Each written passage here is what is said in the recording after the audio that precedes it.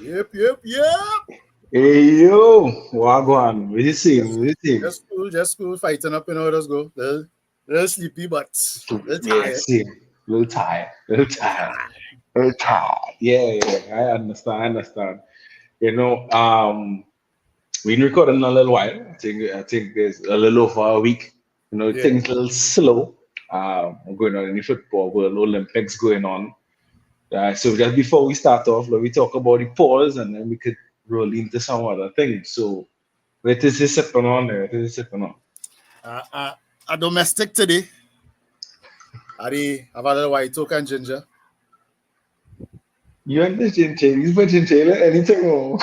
To be fair, is only chase I had these days. I had a restock on my chaser. So I rock it with ginger ale until further notice. All right, cool. I last summer margarita. You Still with this understand? margarita, right? Yes, boy. Last summer margarita, boy. Enjoy it while it lasts. You understand? So yeah, that's what it is there right now. So hey, Salute. salute.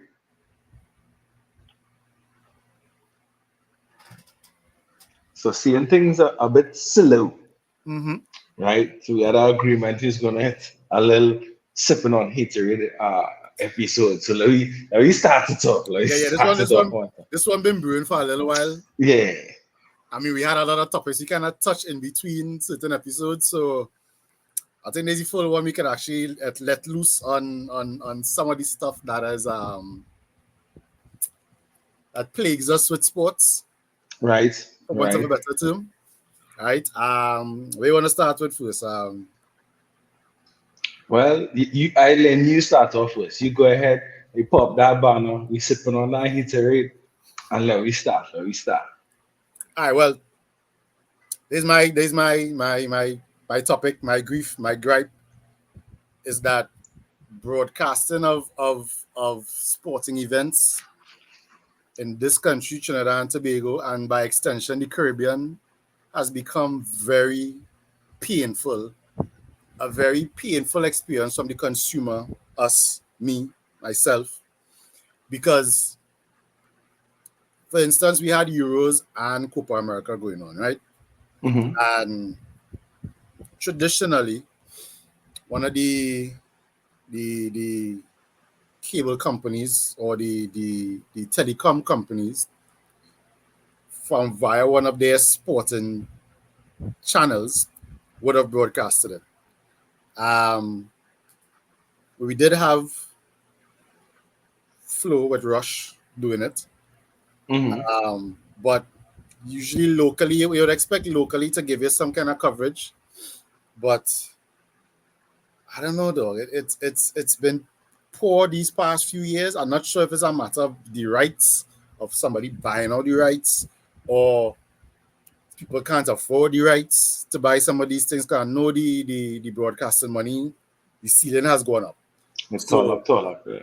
yeah, if you look at the NBA deal the other day with Amazon and NBC and them Yeah. for 5 billion or something, between 2 and 5 billion or something like that. Mm-hmm. So I mean, it's it's it's it's kind of distasteful because I have Olympic coverage going on now, and the local station, the local channel here, who has the rights to broadcast locally, they are getting the feed from Sportsmax, and they are literally showing the same thing Sportsmax is showing on Sportsmax channel. Now, thank God for the age of technology that we live in now, that your Fire Stick, your Roku, or you have your devices, or you have your streamers that you can access, We have or alternative ways of of accessing viewing, of sporting viewing, coverage. alternative Yeah. ways of viewing, Mm-hmm. right? So, I mean, you're able to at least get some different scope, but it's terrible, dog. It's terrible. It's terrible. It's terrible. I don't know how you feel about it, but I find it's like, I mean, maybe everybody comply with rules now, back in the days, it was a free fall. Men was doing what they want and taking stuff that they really shouldn't have been taking. But I don't know. I find it's hard. I mean, as a consumer, what is I already paying you money for? That I just say like I am paying for a service, right? If it is, I expect that certain events are going on that you would broadcast or at least have some level of coverage for it, you know. So, and you look to tune in and is either nothing you want to see or you ain't getting the proper coverage that you're looking for. Thing breaking down in the middle of the stream, they're cutting out, they're cutting to play away. Well, that'll happen. I haven't seen that happen in a while. So I'm gonna bash them too much with that is concerned. But these things has happened in the past, and we are paying for a service and we're not getting proper service. I mean, I think part of it is broadcasting, right? It's being an issue. I think only very large companies are able to pay those broadcasting rights now. Example that they raised there with Amazon basically buying the NBA rights and cutting out like those who had it previously, like TNT, who won't have it after this particular season, Right. etc. So I think that is what it's becoming, is that the rights value is so high that it's actually now taking out the traditional ways or the traditional channels that would usually carry these things. I think that's one of the issues. I think another issue too with the Caribbean is that we're such a small market. It's difficult to make back that money after you put those rights out. So I'm going to use an example of like I think it was the C Sports app that was supposed to carry the Premiership and some basketball and stuff.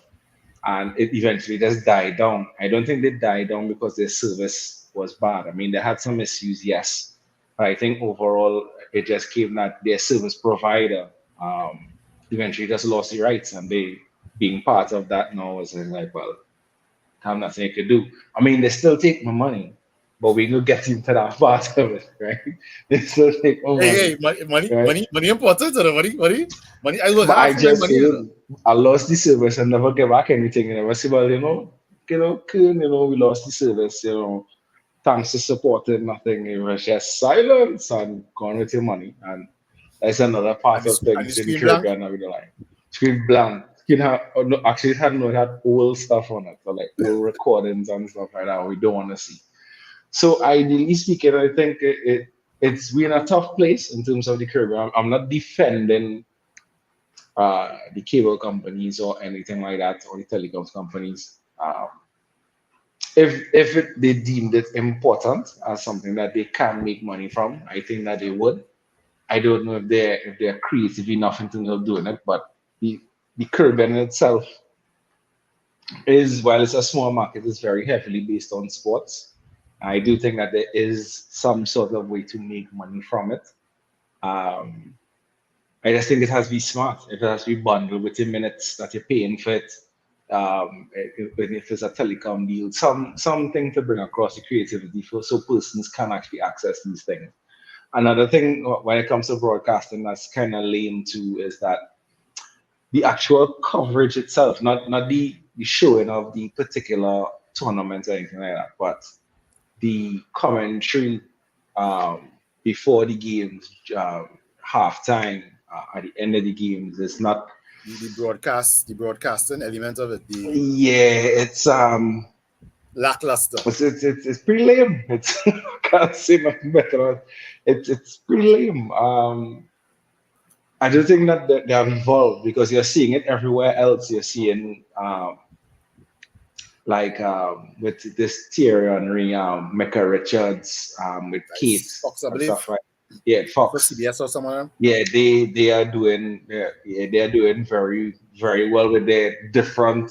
It's a different way of bringing across stuff. Yes, they have Henry there being the knowledgeable mind behind football and stuff, but you have the Mecca Richards there just to bring vibes. Not that he doesn't have good things to say at times, but yeah, I mean it's three former players players Correct, right? played at high levels, but Mhm. they each have their own persona, their own manners and characteristics. They are their own character, so Mhm. it blends and works for the show. You know, it's not just a serious talking show, a sports talking show.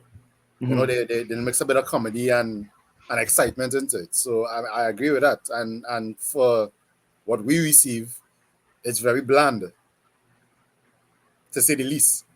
You know, so I agree with that. And I'll be real honest too, right? And there's no hate to Jamaica at all, because Jamaica basically leading the race when it comes to broadcasting, etc., with sports max and such. But it's also very heavily Jamaica based too. So you're getting you don't usually get a nice mix in terms of the Caribbean itself. And I know you may not get everyone from every island, but I do think that there is enough where you can bring in different personnel. It doesn't always have to be Brent Sandra.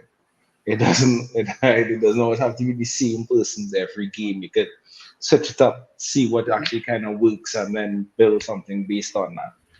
But again, everything comes down to dollars and cents. Does it make sense to do all those things if you're not making money from these broadcasts? But I guess you'll wait and see how it goes, because EPL going to be a pain again to watch in the Caribbean come this upcoming season. So we'll have to find out alternative means of accessing broadcasting to be able to watch these games. So Yeah, and then too, it's tough too because a lot of the streamers aren't in the region as well too. Because like so like Peacock and certain other yeah, streamers and stuff that Fubo do have TV, rights to yeah. these sporting leagues or sporting events. I mean, it's easy. It might be easy for us to subscribe with all the smartphones and smart TVs and stuff we have now, smart devices. But when you actually, you have people who are willing to pay for it, but when you actually log in, oh, we are not in your region. Regional lock, yeah. Yeah, you know. So I mean, it's depressed from a sports fan perspective. It's very frustrating to know that there's a game, a match, an event that you want to view or be entertained by, and you can't in some instances, or you have to deal with a poor rendition of it. So I Well, mean, yeah. Well, the hope is that, I mean, I don't think anyone has figured it out yet, because Netflix hasn't, Amazon hasn't. I think the only one that I've seen thus far is really Disney kind of figured out the rights to be able to broadcast the same thing across all regions. mhm. But it's their content, so they Okay. could just lease it out. Hey, Star Wars is mine, and everybody has Star Wars, right? So I don't know how the broadcasting rights would actually work when it comes to broadcasting TV. I'm hoping Amazon figures that out and is now able to use its vast reach to be able to then say, hey, everyone can now have access to NBA. But I guess you'll wait and see. I mean, everybody have access to Amazon to begin with, so I mean, might as well. I might actually take a Prime subscription. Well, I mean, anything to incentivize, right? Anything to I mean, incentivize. it's true, it's true. I mean, if your reach is as far as people who want and can't get, I mean, that would kind of put you in the market lead. So, and Amazon has been at the forefront of being proactive in certain things. So, let's see what they do. So just before we move on further, right? I just want to put something out there, right? There was a certain president, I'm not going to call his name, right? I had an idea that people were hating on called the Super League. And the Super League was actually supposed to be broadcasted for free and being paid by ads, so that person can actually see the game It was gonna be on their broadcast for devices. free, but paid off. But we paid by ads. Oh, okay. So in each region, we'll have its different ads and stuff, and that ad Hmm. revenues what will actually pay for the ability to broadcast the Super League games, right? Which to me sounds like a great idea if it works. We don't know. Again, the In dollars and theory, cents, yeah, in in theory, theory. right? So some things like that is where, well, I mean, these leagues make money off of TV broadcasting. Like be real honest. But things like that, in terms of someone coming up with a different concept or idea, even if it was hated on, because they are in that space where they don't have to fight for it. I mean, if you're living in England, you're not to fight the CEPL, right? So us being on the outside, that idea was like fantastic. But Yeah, yeah, so that is what I would say is things that have to come to make things a little better within our region. We need a bit more creativity when it comes to those ideas of broadcasting rights. yeah. Especially on the like on set type situations. Hmm. Like actually create a proper program. I mean, there are so many different models out there from American, European, even South American or Latin American rather, that you can create your own model off of, based on their foundations. But I don't know, we tend to keep doing the same thing over and over again, and it's us the consumer who's really not benefiting. Agreed. Yeah, And plus, so it they hurts, would lose man. money because if it is we don't want to watch that, we're not gonna subscribe to that. So if we're not subscribing, you're not gonna get paid. So I mean, they need to fix the model, I believe, so that I mean at least make these shows entertaining enough that it keeps us in the seat and not just there for 90 minutes or two and a half, 3 hours for an NBA game or whatever the sporting event is. Because Hmm. as soon as the event is done, clicks, TV's off or channel change or something. Or you jump on social media because all the action is on social media. You Yeah, know, yeah. You jump on Twitter or you yeah, jump on Instagram or whatever, Facebook, whoever, and you continue the vibes there because all the shit talk does be there. correct. And So, all the vibes and not only that too, you also seeing the other commentary, like when you talk about Henri and them too, and you get in their little snippets and stuff too. mhm. So there need to be more viewer engagement, I believe, um, from a broadcasting perspective. I mean, as you say, broadcasting rights is what it is. I mean, if you can get it, you get it. If you can pay for it, you pay for it. If you can't, well, it is what it is. But at least make the product appealing enough that we want to stay on your channel for at least a 5-10 minutes longer or something. Agreed. Agreed. Right. So we over the broadcasting rights. We get a little and I pain off our chest, right? But Take I a have sip a for that. take a sip for that. But I have something I have to raise. I know you have I a few have to raise things. it. Right? No, I had to raise this one. I hate, I hate this stat or overly using of or over usage of this stat called XG. I hate it. I hate this particular Explain to stat. the viewers, so some of the viewers who might not know what XG is. All right. So in short, XG really stands for expected goals, right? It's a metric used in football analytics to calculate the average number of goals a team or players expected to score based on their shot taking activities. So it takes into account things like a shot type, the distance, angle, opponent's defensive positioning, all these things to see what the likelihood of the XG is, right? This is what we call advanced analytics. It's called analytics. I don't want to call it advanced, but if you want to play it advanced, cool, no problem. We play it as advanced.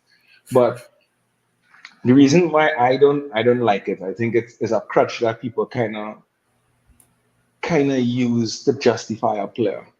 And to me, I can't judge a player by expected goals. Yeah. I I, judge them I, by I goals. expect to win $1 million in the morning, but What's the probability of that happening, right? correct. Right. So it's frustrating to me that the users that sorry, I shouldn't say we. There's this usage of XG as in yeah, X player does generate this amount of XG while this other player doesn't generate so much. And I feel like match ended 1-0. It's a big deal. I mean, because expected goals for me is trying to hype me up on something that is not actually there. I want to see actual goals. I don't mind if you talk about chances, right? Which is more understandable stat of a chance of scoring a goal. I could get that. But don't tell me that somebody XG is higher because they take more shots within the box and then some who's outside the box. There are those who are just better shooting outside the box. Something like that. So Very that valid. comparison to me like, but Fed is kind of overdo it. Yeah, He has a low probability. He has a but low I probability. mean, it's still Right. scary to see it coming though. Huh? Yeah, it is. It is. But yeah, you have a low probability of actually scoring. Actually, Chouameni is more likely to score a shot from outside the box than Fede. Right? Fede on this Fair enough. look better. Look better. All right. But so that is my grouse. I think we in an era where I'm not saying that stats isn't important, but I think there is too much leaning towards stats. And I know we discussed this before, where these stats and all these advanced analytics kind of killing the creativity out of the game itself. Yes, we advance tactically, but in terms of the individual, there's less individuals within a team compared to what we used to have long ago. Right. So I just hate that stat. Man. I just find that stat is just like somebody invented something and say, hey, let's try and make this really cool and you just, you know, imagine somebody like Enzo Fernandez has a high XG rating. It's like, bro, when last Enzo Fernandez even scored a goal? Come Unless you take on. a shot. Right? It's like, but why? Why are they doing with this? Don't do with that. Don't do with that. Don't do with that. All right. I mean, So yeah, go ahead. No, you go ahead.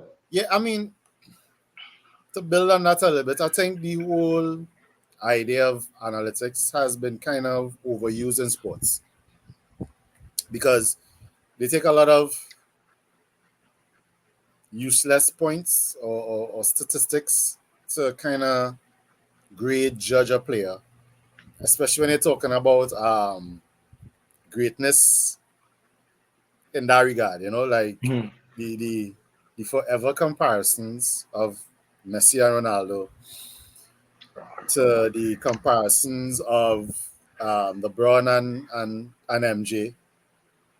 You know, it's like, I mean, we had simple stats back in the 90s, early 2000s and stuff, right? I get like player efficiency and all these other stuff that take some other stuff that was kind of overlooked into consideration, right? Or actually put numbers to it that people used to just eyeball and run with, basically, Mhm. But there are a lot of to me useless stats that are used and thrown out any sense of it being like a true measurement or reflection on a player that is like seriously, like how much how much hockey assists he's had. Hockey assists is The I assist pass to before the you, assist. Yeah. I pass to you and you pass to the player who scores. It's like, yeah, but the went to the other player who actually give it to the player who scored. So this is not hockey. My question is this, right? So how far back are we going to go? So Right? after the guy, so if a hockey Who inbound assist, the ball yeah, or yeah, who about the who guy forced who the gave the ball guy or who the gave the goalkeeper who guy to do passed the the ball assist? initially. Yeah, how far back we wanna go? Cause we could go to the point of the kickoff. I guess.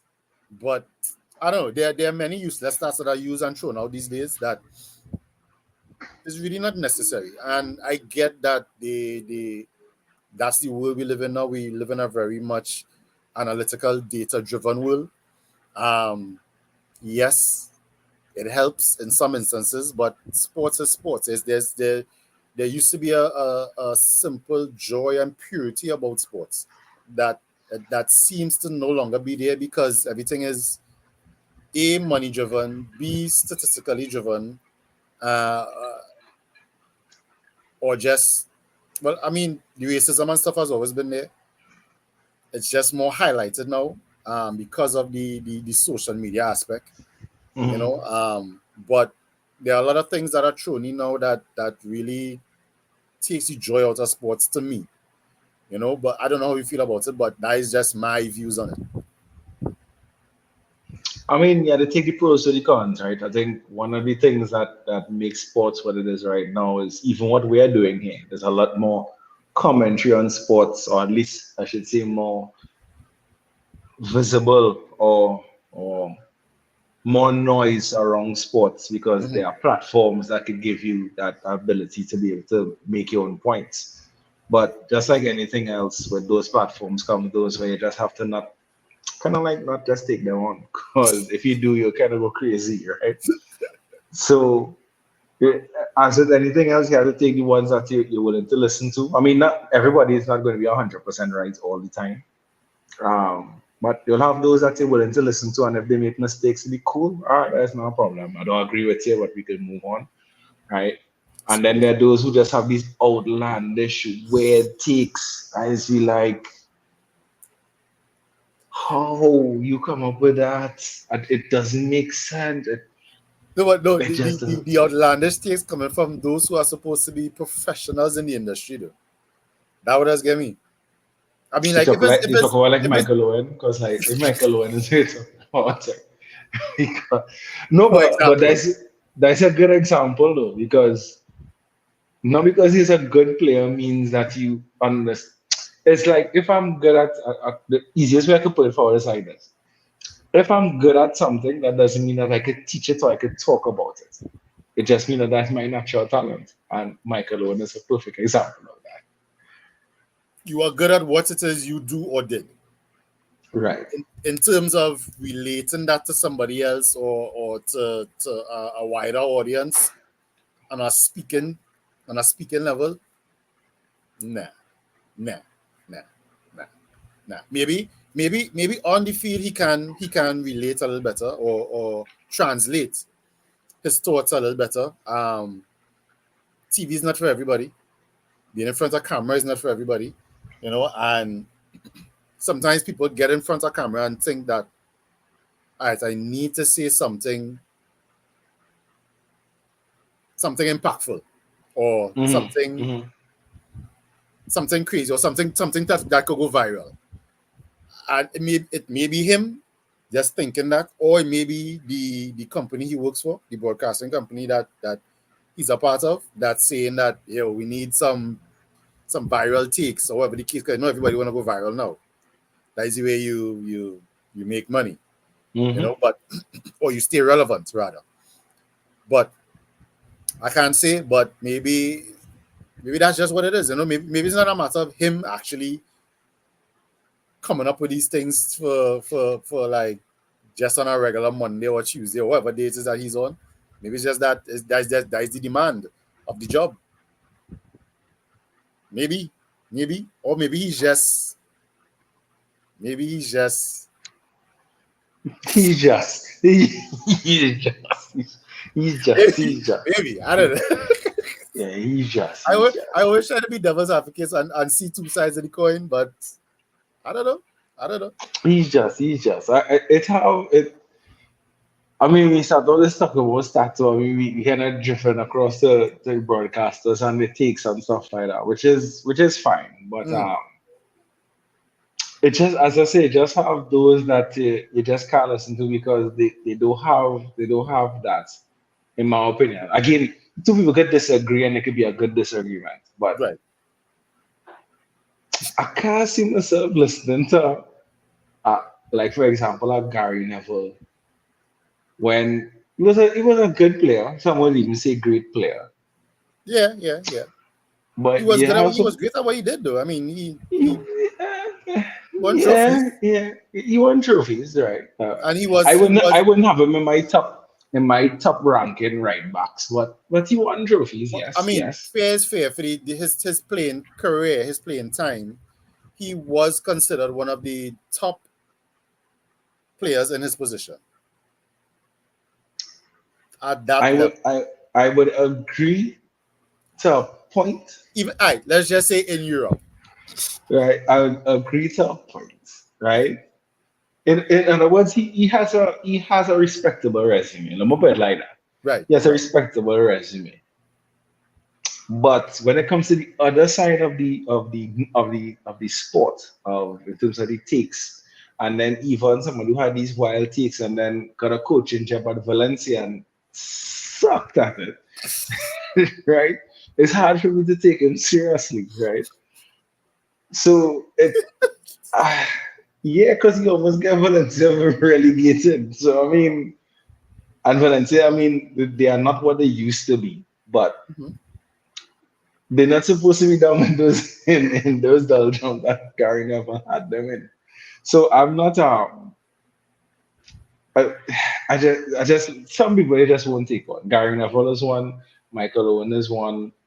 You I kind think of offend with the English for my English players, but no, the I would listen to Micah Richards. He isn't always right. He Harry Benzema Harry Kane comparison was way off.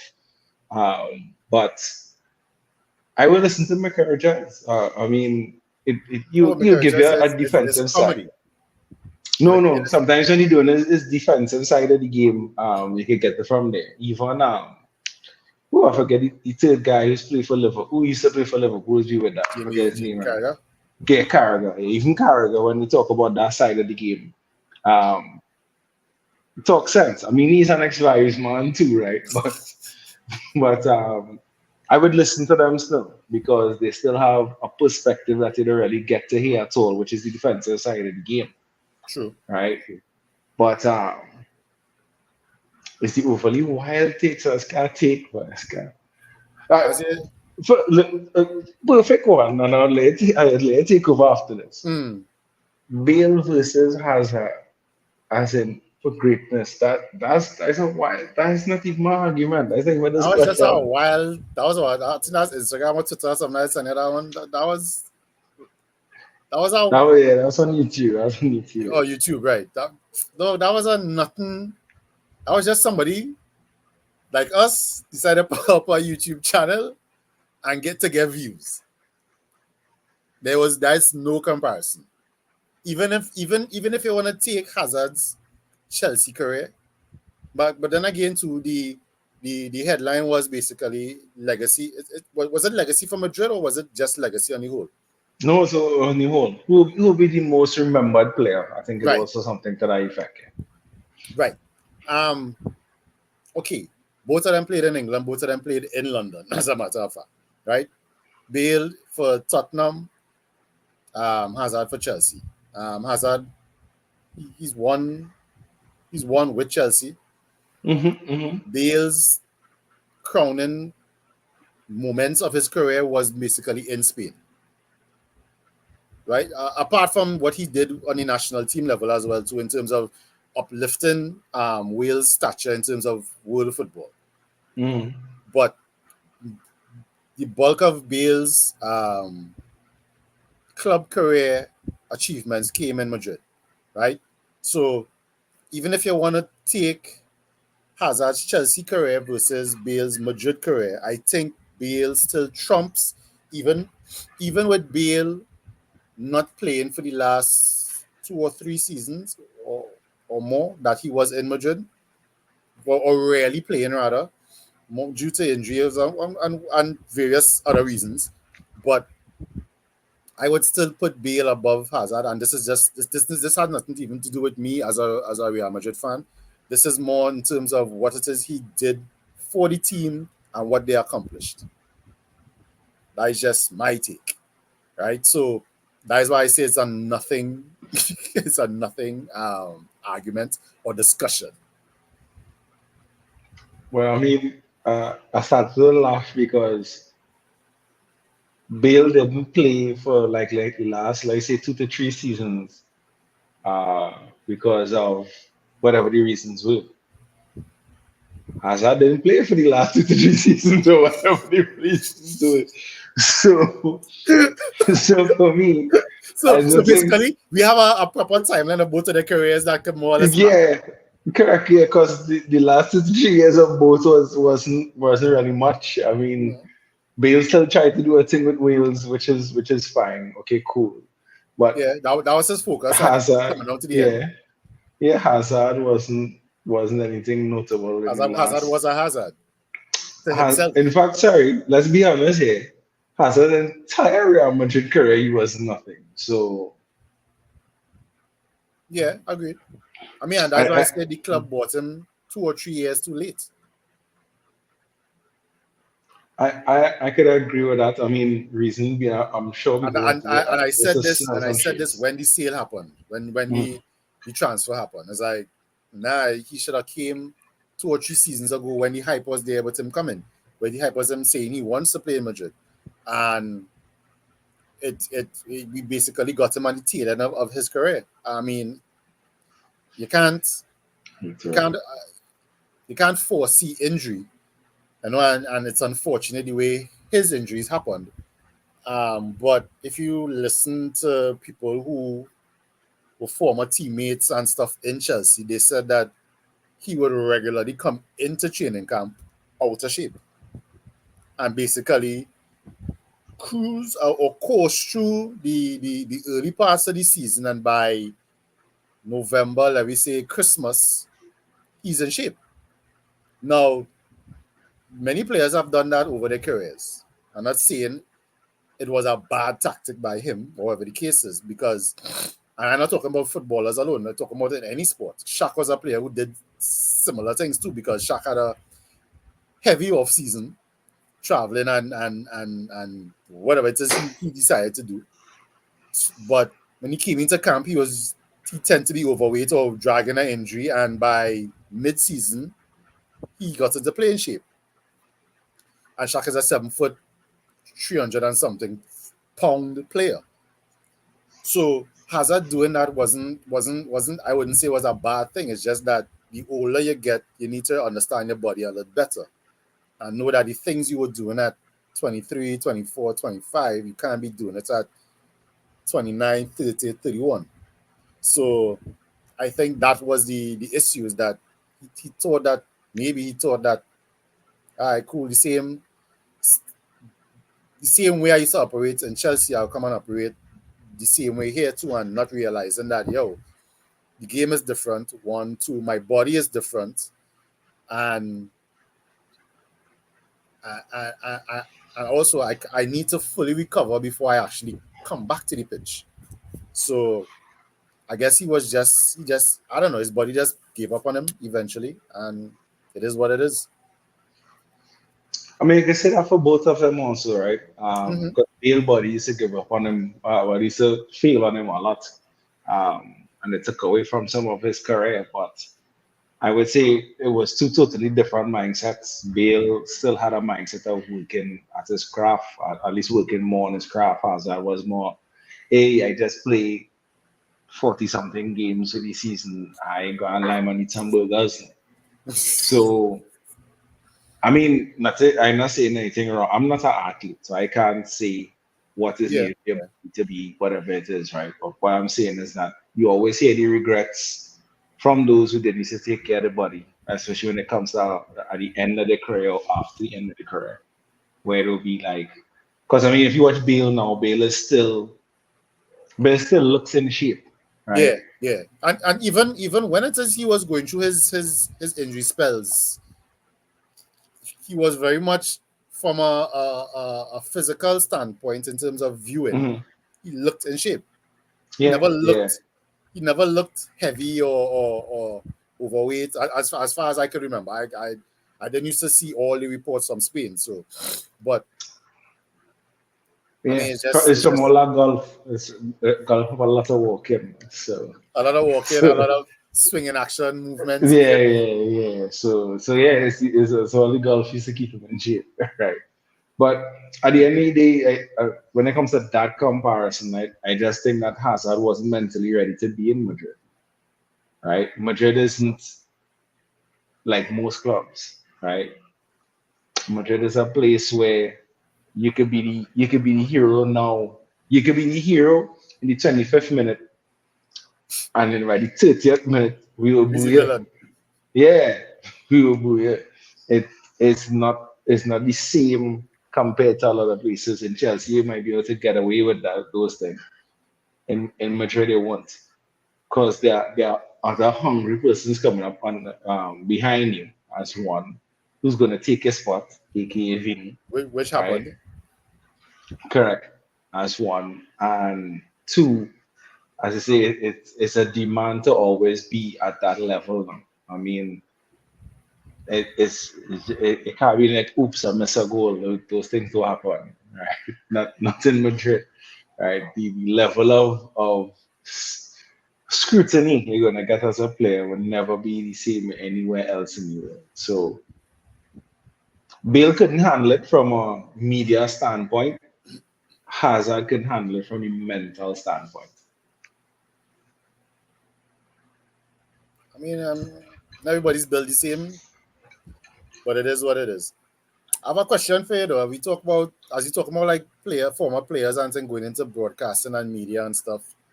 Mhm. What's your thoughts on current players having their own media channels, like what we do in podcasting and stuff, or even joining broadcasting networks and stuff, and critiquing current players that they play against every day? What's your thoughts and views on that? I personally do like it if it is that you're critiquing the same players that you play with on a daily basis. I can understand if you're retired. I can understand if you're close to retirement. I think when you're still very much in the game, it's a bit difficult. Now, I mean, it may be different because there are different ways you could do a podcast. I think in the way of like what LeBron and JJ were doing when they were more talking about the X and Is O's that of the O's? game. Yeah, right. I think something like that is small thing. They're just talking about tactics and plays and stuff like that, and how they themselves get caught in it to be able to get around it, etc. That's fine. But for someone like who I Draymond? can call Draymond Green, right, to come and sit down and say, "Nah, he's a terrible player, but he's not supposed to be. Yeah, he can't shoot no He's threes, trash. and yeah, I don't think that's cool. I don't find that's cool. No, you can't really stop them because your contract doesn't say that you can't do those things, so you can't really stop it. But I just don't think I don't think it's a good look. I don't think it's a good look. I think it could eventually become a medium, and it has at some points for Dream because you can't control yourself all of the time. It becomes a point of where you get to rant to get away with stuff that you can't see on the court itself. So I to mean, a lot of me, things fly on the court. I just think they can't see it in traditional media, like in but what I in mean, the interviews and thing after the game. Certain things you can't say that you go on your podcast or your own medium and right? But certain things to that, if you say it, you will get technical, right? So yeah. But I mean, so it depends on the referee. But I think it's more on the lines of after the game, in the heat of the moment, a camera and a mic in your face, people asking you stupid questions, and so it's just their way of now expressing that mhm. this is how I really feel. I still think at some point it might Mm-hmm. go over the barrier in terms of all the boundaries. So I think it's very shaky to do it. I'm not saying that a lot of it isn't very entertaining. I mean, Draymond Green has some entertaining stuff. Paul George stuff will be entertaining too. Gilbert This guy Arenas. Gilbert Arena, but he out of it, Yeah, right? he's So a he could former talk player, right? whatever, right? So that was the former players I don't mind, but I think when it in the actual thing, I think that's a problem because anything you do there now could also affect could also affect your contract and your paper. Yeah, ownership looks at it a little differently in terms of you might be going and talking about the negotiation process or whatever the case is. I mean, Mm-hmm. I haven't seen that happen, but it could open the door for it. I'm not sure if there's a gag order in terms of negotiations, but Mm-hmm. um, it it may not happen now, but if it continues, it could be a medium for it to go overboard, and that is concerned. Um, I kind of on the fence with it, in that I like as you say, it all depends on how the show is run and what it is they present. Um, and like you said too, you also have to take the good with the bad, because you brought up the JJ and LeBron situation, and they talk about the X's and O's, but we're talking X's and O's with a player who's currently on a team that has a coach, and coaches make mistakes, or coaches have ideas that goes against the star players' ideas sometimes. So even though it's an X and O situation, you're not directly speaking about any players or anything actually dealing with the any personnel in the league. You're still, in a sense, critiquing uh, uh, uh, uh, a member of a NBA staff, because you had to use footage from somewhere, right?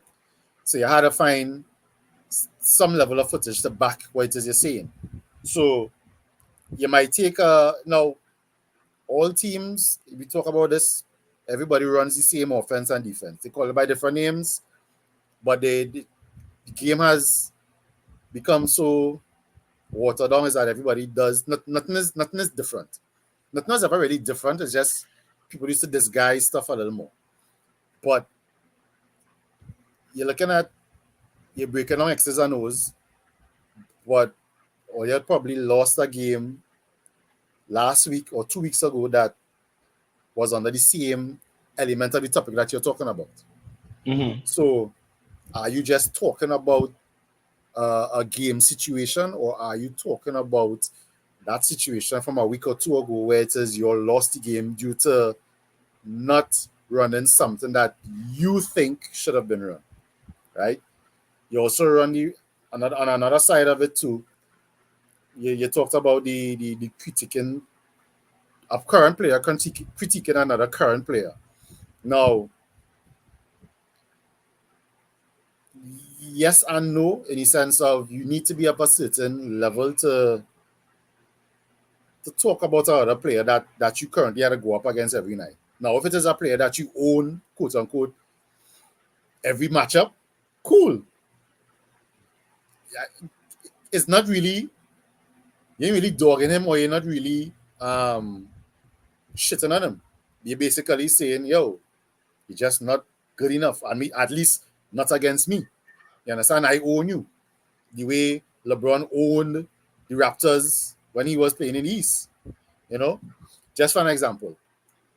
So I don't have a problem with that, but if you're a player, that you need to be able to back it up. So like Pat Beverly, who does come on and bump his gum a lot on different podcasts, and I'm not saying he doesn't have his moments where it says he's good, he shuts down a player,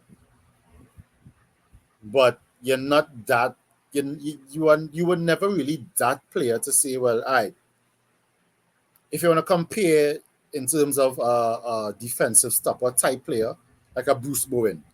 Now, if you listen to like interviews from Kobe and some other players who played against Bruce Bowen, or had to go up against Bruce Bowen, he they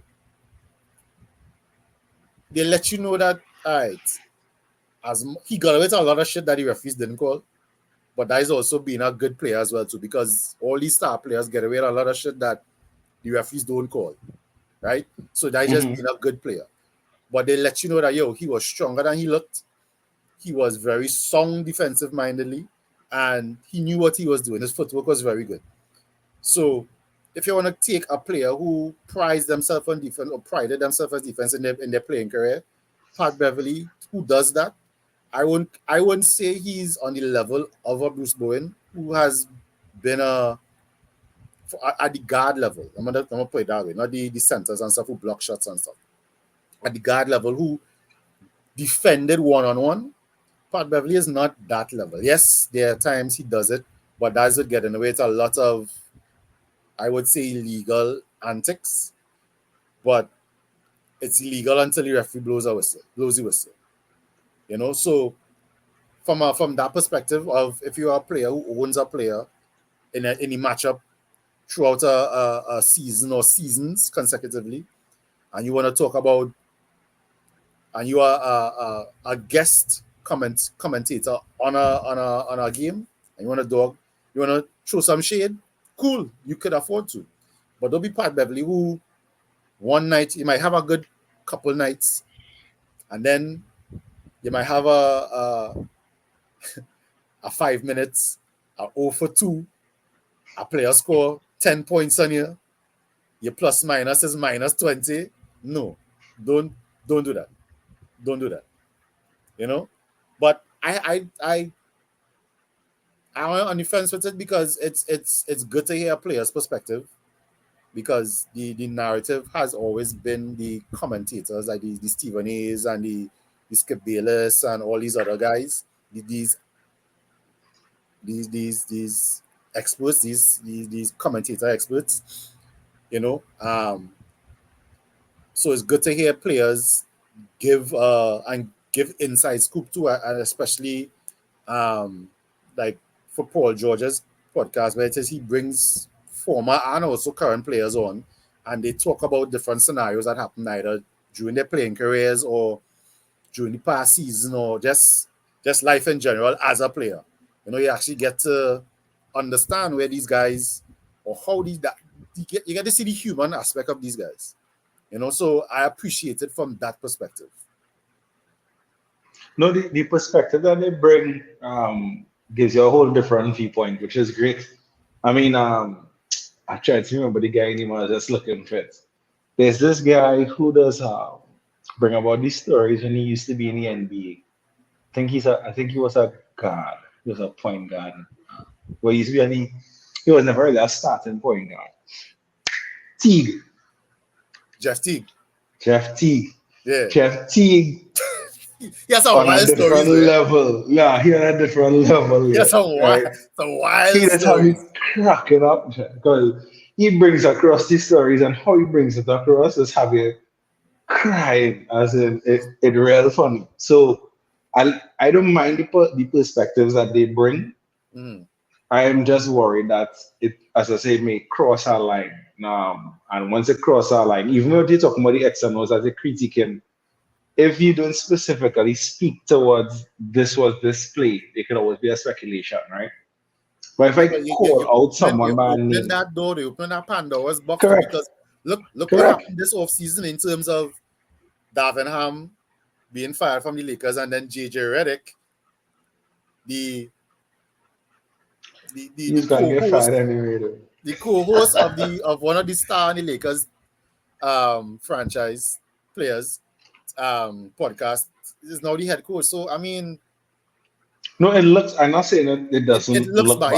Even if that wasn't the case, or if that wasn't the intention, it looks bad. It looks bad, and that's what I'm saying. These podcasts could come across. It could come across weird if it is that you handle it properly. It's not really a problem, but as I say, it could be hype of the game. You don't really have anybody controlling you PR wise, because even if you're going in front of national TV, you still have somebody kind of coaching in the back, like They have their PR people that be like, no, correct. He's not answering that question. Blah, blah, right. Blah. But when you run onto your own stuff that nobody really telling you anything about things could go wrong, right? So I think if we can maintain the balance, it's fine. Paul George tends to do that, I think. I think Paul George is he doesn't really make it it doesn't really have no beef in it then. It's just no scandal. Yeah. Draymond. So to me, like Draymond is like on one side of the spectrum, right? Right. You So, could so, see so it's like LeBron. you have the two ends. So you have the Draymond Green, which is like the deep end. Right, the deep end. Yeah, And you have yeah. the Paul George who like walks that fine line, or not even that fine line. He just walks the right balance, I guess. I think, but and then you could put LeBron on the balance because you know it could be it could tilt one way or it could tilt the other way, but you're not sure. And Paul George is the one who is on the other side, as in, yeah, this one is clean. This one has no speculation or any beef or possibility that you're calling out somebody else from before. But there's the next thing though. Would LeBron still have a podcast now, seeing that his co-host is now his coach? I would do it justice fight because I name LeBron, but I got LeBron mentality, so I doubt I feel that podcast going I don't through. know. I think what LeBron tried to do is what Kobe did, or rather ESPN did with Kobe. They had the little shorts, more or less, where Kobe was breaking down certain players' games. Right? Mm, It's like he would take different snippets from throughout the game and break down what the defense was doing, break down what the offense was in, what the player ran, or what the offense ran, basically to either beat the defense, or how the defense adjusted to the offense. It was just breaking down the strategies basically, right? And also breaking down certain players and what he saw and stuff. I think they also did it for like the NFL where Peyton Manning was breaking down certain plays for certain games, the quarterback thinking and how the passing lanes and all these kind of other things. So I can't remember the name of the segment that it was, but mm. to me that is what LeBron tried to do, but in a different kind of way. But I don't know. To me, I don't know. I don't know. As I say, it's strange because even thinking about it now, you can look at like even the former players who may have podcasts now, like Shaq, Mm-hmm. right? And to me, Shaq could give advice, could tell people to, yeah, you need to do more of this, but then he could also be from the old school and be better than all the and stuff like that. And to me, that unnecessary. The game has changed. Your time has been there. It's gone Mm-hmm. now. Forget it. I mean, yes, they could always look back to the golden era, but at the end of the day, you gotta let people who do anything now do the thing. Just like music right now. I really like the rap music, but hey, if I there don't were the like. I don't youths and like. I them don't. like, Most modern music is but how get like your parents, right? Because your parents yeah, is like, yeah, oh, yeah, yeah, yeah, right, yeah, yeah, exactly, yeah, right? So yeah, you kind yeah. of lead them to be like, hey, if that is all it take, do your thing, right? I go True. listen to my thing. If something come across and it's cool, it's That catches cool. my But ear. Cool. yeah, so I think older players who are the kind of let's let you them be the youth them. I'm not saying you can't give Yeah. advice, but I not be think. critic to the I I think. I be think that better, shifted though, man. because I think that more or less started with like the TNT crew with Shaq, Kenny, and Charles, where they were Hmm. more or less critiquing players, modern the current players, and guys started to answer back in the media and stuff now, because I mean, them fellas just be watching. It was one of the Hmm. still one of the most popular shows, especially in the NBA circuit. So, and I think they shift at least those guys. I can't speak for everybody because there are a lot of former players who come out on these podcasts and they have their opinions, and but I think it shifted at least with the TNT crew, in that they try to let players know that, yo, yes, we criticizing you, and we coming on hard on you, but it's because we expect more on you because of your stardom and where you have been trusted into. So it's not just about us hating on the current game, but it's us giving you advice that could maybe help. It's up to you to take it or not. um, to probably add a couple of things to your game and stuff. I know Shaq has said it on many occasions. It's just that from a he wants and tries his best to look out for the big men, because the which we have said, the traditional big man, or the traditional player roles are no longer existent. Everybody's a Swiss Army knife. Everybody's a guard in a center body or wherever. So he was more or less trying to be like, yo, yes, I'm not saying don't do those things, but understand the advantage that you may possess and use that to the best of your ability. And you kind of see it in some players, whether they took those guys' advice or not for a player. For example, like Embiid. Embiid, whether it is due to his injuries or just the nature of the game now, he kind of resorted to more playing outside, more perimeter Mm-hmm. based. Mm-hmm. And between last season going and the season prior to that, you saw him make a conscious effort to switch it up. He would start off in the post. Once they start a double, you kick out whatever the case is, then you come down, you go work the perimeter game.